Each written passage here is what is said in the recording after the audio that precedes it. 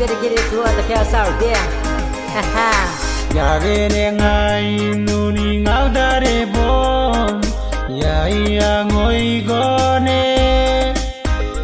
Iya dayane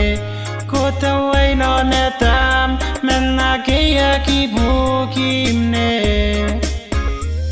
Meteranangiero na bagonora na no Meni gabarai bureu Meko biane manu okini kaidu au Mehanai garau anano Tau nano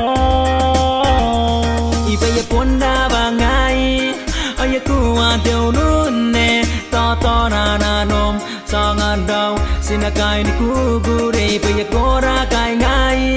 Ibaya kai nanoi gore Toto na nanom Tani me Sinawai ni kugure Hey, hey, hey, hey, hey, hey, hey, hey Sinawai ni kugure Uringanano Yakigona Ni mama ni ngadegam Babon singo enego Wenda ni ngao Yememe te akinangai Kopi au ni ngai Da boge gome na yai Tawai bairi am dai na go Pengengana go raro anago meido Kuringai bai bontangi rigo Nei na no Oya bonda bangai Oya kuandu nune Tata na nanom Sangan daw Sinakai ni kukure Oya kora kai ngai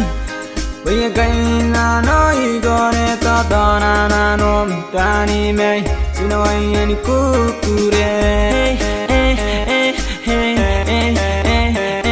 hey, hey Sinawai ni kukure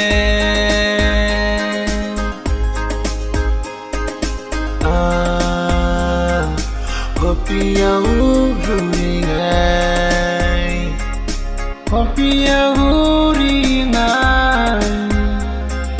Kopi yang uringai Kopi yang uringai